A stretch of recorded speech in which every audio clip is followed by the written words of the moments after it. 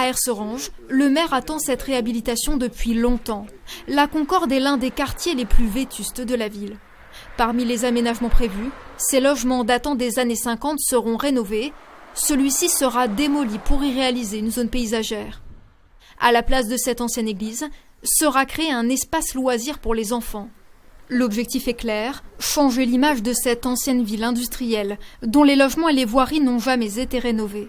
Dans ce quartier, 33% de la population est en difficulté. On parle de mixité sociale, mais aujourd'hui, il n'y a pas vraiment de mixité sociale. Pourquoi ? Parce que le quartier de la Concorde n'est pas attractif et il n'est pas demandé par les personnes éligibles au logement social et les catégories les plus hautes de salaire ne prisent pas la Concorde. Donc à partir de là, il faut que nous inversions la tendance et qu'on choisisse la Concorde plutôt que de le subir.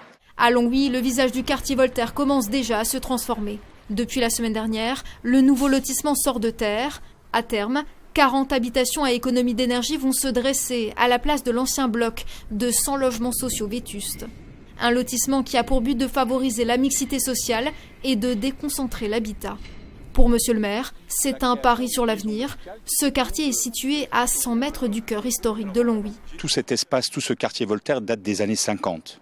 Et il y avait une concentration beaucoup trop importante, avec des logements et des immeubles inadaptés. Nous avons conservé ce qui pouvait être raisonnablement réhabilité, et le fait d'abattre 2 immeubles ouvre des perspectives urbaines importantes. Tout cela est indispensable à améliorer l'image et l'attractivité de la commune.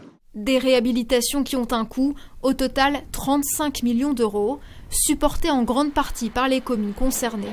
Le département de la Meurthe-et-Moselle met aussi la main à la poche, 6 millions d'euros d'investissement. On peut faire venir des populations en difficulté, pas terrible.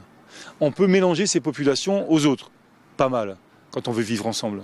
On peut apporter des normes de construction qui permettent de mieux gérer son énergie et dépenser moins, très bien. On peut développer l'éco-responsabilité où les gens gèrent aussi leur propre environnement. Encore mieux, voilà les enjeux à construire. Voilà les enjeux de demain. À Longwy, plusieurs habitations ont déjà été rénovées et changent déjà considérablement l'image du quartier. À Erserange, la phase d'étude s'achève. Les premières métamorphoses devraient concerner cette ancienne friche industrielle sur laquelle, à terme, 800 logements devraient voir le jour.